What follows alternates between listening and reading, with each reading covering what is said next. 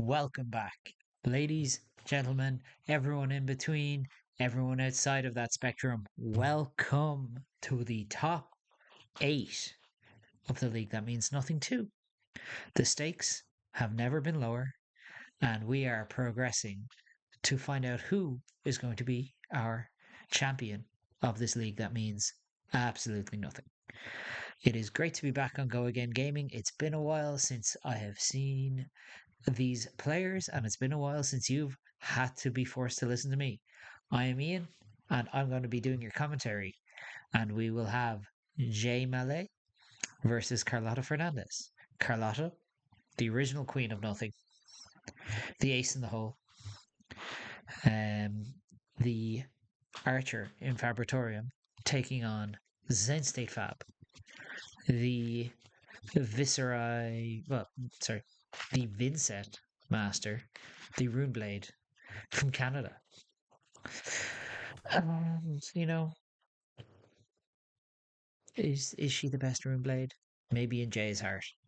This is going to be a very interesting matchup because she has access to defense, disruption, and she has access to Carrion Husk, where Carlotta is going to be trying to push through those big dominated arrows to really try and punish Vynsett for wanting to take more than one action, or is just going to present overwhelming damage, and Vynsett is going to be stuck in a position where she can't really hold on to cards. Holding on to cards kind of important for her hero ability in order to A, get them into Banish to Rune Gate, and to generate those all important rune chants. However, also very important, Rosetta's out now. Vynsett's got all the new tools. I can't wait to see what Jay has cooked up. So we're going to throw over to the gameplay and let's see who moves on to the semi-finals and the top 4 of a league that means absolutely nothing. Got the big shuffle up here and draw 4. Carlotta, obviously, with her beautiful Azalea ace in the hole, ace altar. And just like I predicted, Jay is on that Carrion Husk. But more importantly, I see a new piece of equipment in Vynsett's arsenal there. Not in her actual arsenal, the game terms. She's got the Face Purgatory, which is maybe not its best into Azalea, but is really powerful. Discard and draw, and this is the classic Vynsett start. If you don't have any rune chant generators, you banish your attack, you take 1 blood debt, you have your rune chant floating, and you're ready to go for next turn. So let's see what Carlotta decides to do with her first turn. Going second, she does have all the tempo, but I think Vynsetts tend to go first by choice. Ooh, and a beautiful piece of tech. Take aim, allowing Carlotta immediate access to that Skullbone Crosswrap value, revealing a Bolton shot, which will, if fired now, have go again and threaten that on hit reload without ever having to use Death Dealer. Card left on top from that opt, and in comes Bolton shot. So 7 go again on hit reload. Very relevant right now with no cards in Arsenal. And let's see what Jay feels like doing. Obviously, he's brought in the Vexing Quillhand here, knowing that it's going to be a quick game. But I feel like sometimes you want that extra 2 block from Grasp of the Arknight in these situations. So it looks like Jay's just saying, yeah, I'll take 7. That's not a real hit.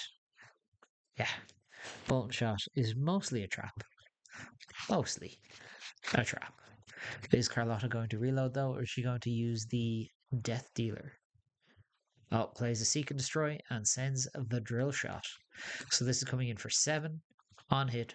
Put a -1 counter on a piece of armor. Now Jay can, already thinking about Bloodied Oval. 2 cards, cover 7. Covered up that real on hit, because obviously with the Drill Shot live, Carlotta still had access to Death Dealer this whole turn. And we have a block of 7 from Jay, including a reduced to rune chant, going up to 2 rune chants in total, and putting himself nicely in a position to use that red, I believe it's a red Deathly Whale that is in Banish from turn 1. Carlotta's just going to reset, draw up. Never want to play off Arsenal if you're Azalea.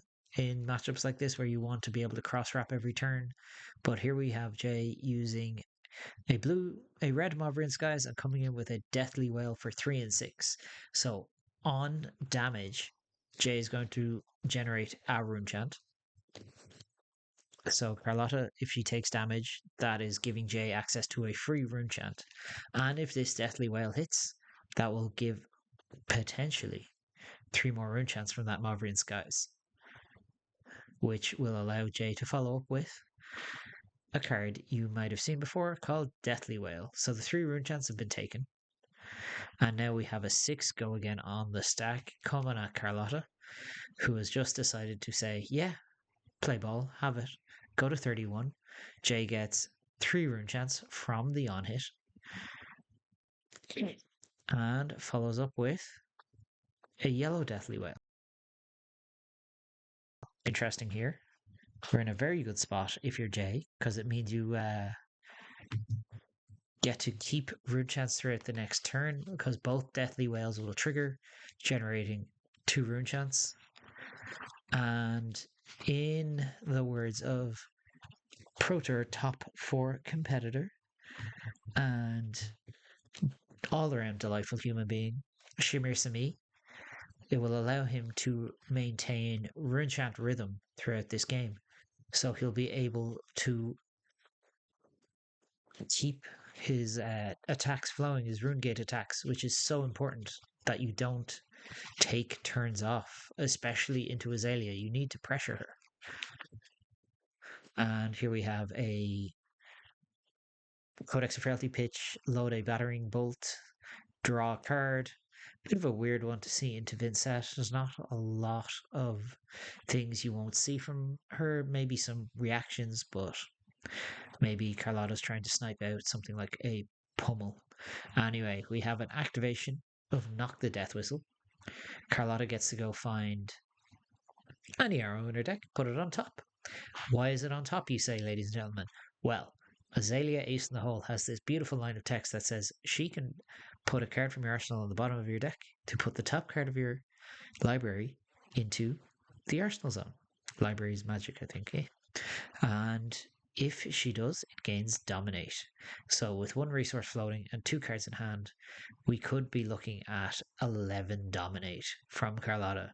11 being kind of the magic number here, where you are above most decks' ability to block. So we've got a Seek and Destroy, a Read the Glide Path. Carlotta gets to decide if she wants that on her next turn. Who knows? And here we have Red the Ledger. Very, very relevant on hit. Probably the most powerful on hit in Flesh and Blood. It says no. 74, Carlotta. That's cheating. So we have a full block here from Jay, just not getting any value out of that face purgatory other than I get to take some game actions next turn, blocking with a Succumb to Temptation, and that carrying one of the most broken pieces of equipment ever printed. Holy crap. What's it do? Block 6.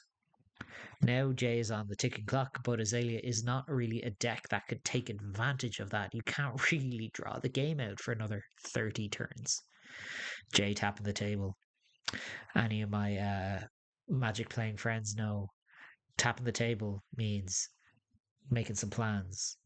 How do I generate the most value in this turn? So Jay going to play a brand new card from Rosetta, Malefic Incantation. Another card that allows him to maintain that rune chant rhythm and lets him, every time he attacks, deal, create a rune chant. Now that's a very strange play from Jay. Giving up the husk, he must really need the setup. It may have been the Seek and Destroy more than the Red in the Ledger that was the issue there. Interesting. And here we have another Red in the Ledger.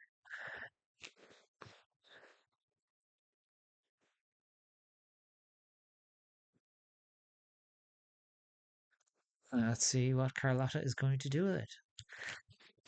He used Tunic to load that, so she really has all the cards in the world.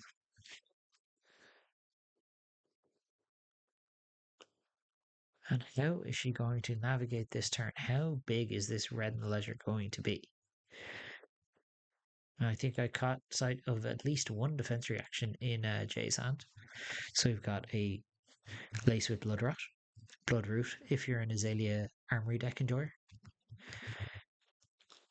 So that's currently 8 with a nasty on hit on top of another nasty on hit. And in comes 8. Now, if I were a betting man, I would imagine that there's either 2 arrows or a Rain Razors in that hand. But is Jay the kind of guy to go gambling on this one? Or are we going to go for the casual block, send something back, maintain the life lead? Super important in this matchup. Yeah, Jay just giving a block of 4, going to go to reactions and reduce, generating a rune chant. That last card in hand, he's going to want to hang on to that one anyway, but I bet anything, yep, there's a Rain Razors. Going to 10, taking 2. Is Carlotta going to Snapdragons this? She may have a Codex in hand. And she does. It's a Codex of Frailty. What is she going to get back? And what is she going to send? Jay really priced into keeping this card in hand now and getting a Blood Rot and a Frailty.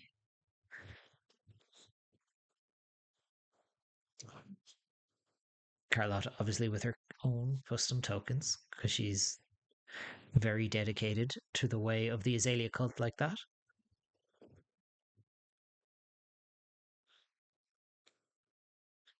But I imagine she's going to buy back a 0-cost arrow here just to punch Jay with a little more. Drill shot looking like the likely one. Make that spellbound creepers into a blank piece of cardboard, except for obviously it's 16,000 lines of text. Yeah, 6, taken 6, going to 23, and all of a sudden, not only are the life totals equal, Jay has a Blood Rot, a Frailty, and a singular game action this turn. Carlotta going to finally have an arsenal.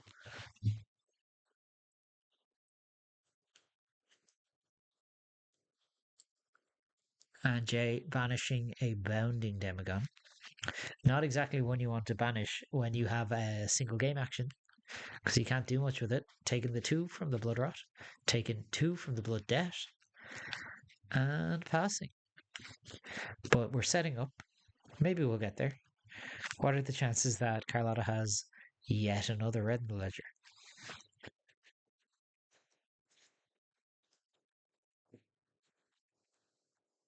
We turn up a Lace with Blood Rot, Arsenal, and we leave it on top with the Skullbone Crosser up.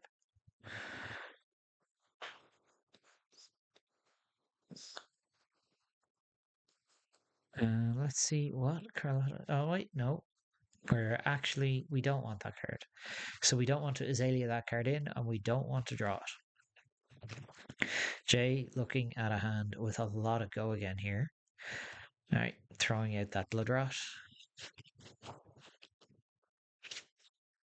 Pitching a Sleep Dart to Remorseless. Sleep Dart, a very funny one in the Vynsett. Sometimes it can allow her to actually become a benefit, because she can then keep her entire hand, which is not something that she can do very often. And now we have a 10 power. Surely this is an 11 power.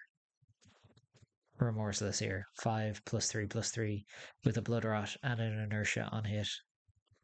I wonder, Jay, is he going to just take this and take another 3 points of damage and just try and push some serious power this turn? Something like a wide. Yeah, Jay, send me the bill. Who dares wins, baby. Sometimes, as a Rune Blade, these are the choices you have to make. You're talking. Well, you're not talking. I'm talking. You're listening to one of the more Rune Blade dedicated players you'll ever find. As long as one is legal, you'll find me playing one at an armory somewhere. And you just need to go, like, my hand sends more than 17. So what's Jay going to start with here? What's getting sent into the banish zone? Ooh, is it a Deadwood Dirge? It is a Deadwood Dirge. Another phenomenal card from Rosetta. So many interesting tools in the Runeblade toolbox now. And we're going to lead with a Ravenous Rabble. This is coming in for at least, so we're generating a rune chant off Malefic, and it's coming in for 4.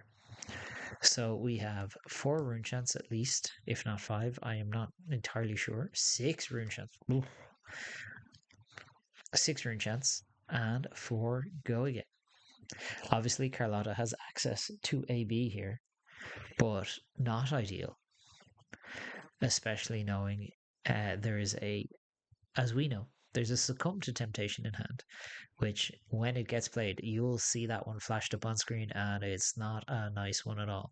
Carlotta taking Jay taking 1 point of life from the Remorseless trigger, and Carlotta looking at 10 damage coming at her, taking the full 10.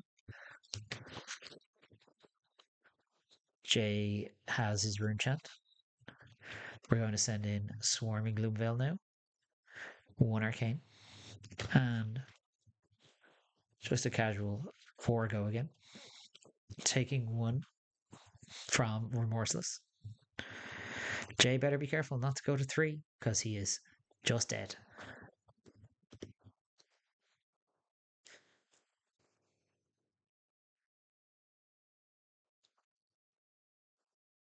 Carlotta thinking now.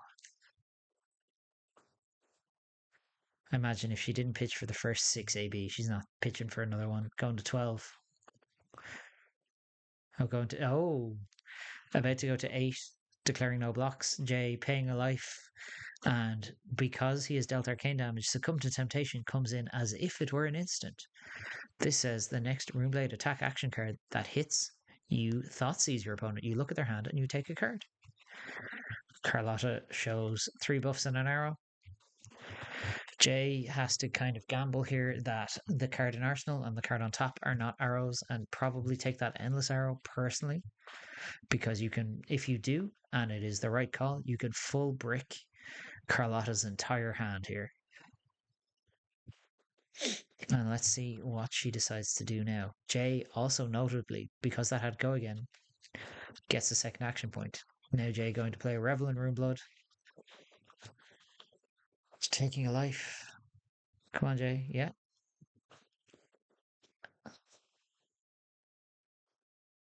And then attacking with a Bending Demigon, going to 4, critically avoiding the 3 breakpoint. And sending in another 8, which is lethal on hit with 1 action point. So Carlotta has to be very careful here, because there is every chance that if she doesn't have any cards left in hand, she could just be dead.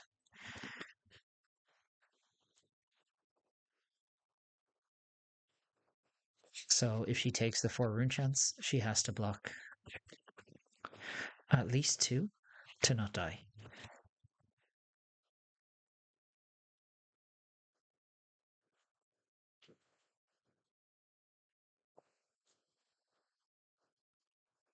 Because if she doesn't block at least 2, she is straight up cold to multiple rune chance here. So we're going to block 2.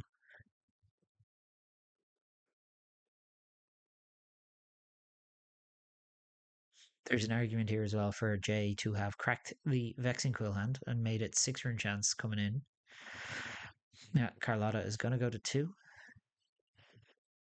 And Jay is just going to close up, go to 2. In fact, go to 1 because of Blood Debt. And now let's see what Carlotta has in Arsenal. If it is an arrow, Jay is monumentally in trouble. If it's a 0 cost arrow, at least, because then she can fire back. Oh, there you go. It's an endless arrow. It's just send 10. Easy. Dominated arrow. Even better. And close out the game. And here's 10. 10 dominate. Nice, quick, and easy. Jay saw none of his big attacks there. And this is where we wound up with Carlotta continuing her winning ways in the league. That means nothing. She is ready to go onto the semi-finals and keep her crown and remain the champion of the league. That means nothing. The queen. That means absolutely nothing. Phenomenal game as oh, great, Jay. You really pushed that one. It may have been an idea to pop that Vexing Quill hand, see if you could strip an extra card or something like that.